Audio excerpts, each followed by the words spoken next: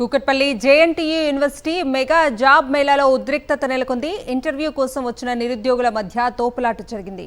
Mega job Mela అని తెలియటంతో భారీగా నిరుద్యోగులు తరలివచ్చారు. అయితే ముందస్తు ఏర్పాట్లు చేయడంలో నిపుణ సేవ ఇంటర్నేషనల్ జేఎన్టీయూ యూనివర్సిటీ అధికారులు విఫలమయ్యారు.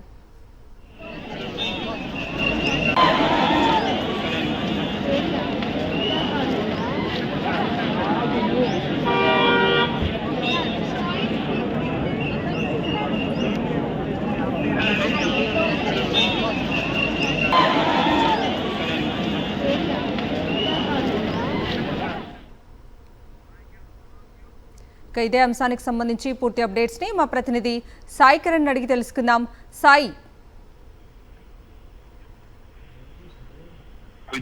జేఎన్టీయూ యూనివర్సిటీ మెగా జాబ్ మేళాలో కొంత ఉద్రిక్తత చోటు చేసుకుంది. అయితే అక్కడికి వచ్చినటువంటి వందలాది మంది విద్యార్థులు యువతకు అక్కడ సరైనటువంటి ఏర్పాట్లు చేయలేదనేటువంటి ఆందోళన చేశారు. క్లాస్ రూమ్ కాంప్లెక్స్ వద్ద ఇంటర్వ్యూ కోసం వచ్చినటువంటి నిరుద్యోగులంతా కూడా పెద్ద ఎత్తున మధ్య తోపులాట జరిగింది. వారికి సరైనటువంటి మంచినీళ్ళ సౌకర్యాలు ఇవన్నీ కూడా ఏర్పాటు చేయలేదు. సో ముందస్తుగా ఒక ప్రకటనలు చేసి అక్కడ వందలాది మంది యువత వస్తారు అనేటువంటి నిరుద్యోగులు వస్తారని చెప్పి తెలిసినప్పటికీ కూడా వాళ్ళు సరైనటువంటి ఏర్పాట్లు చేయలేదనేటువంటిది ముఖ్యంగా యువత నుండి వస్తున్నటువంటి ఆరోపణ.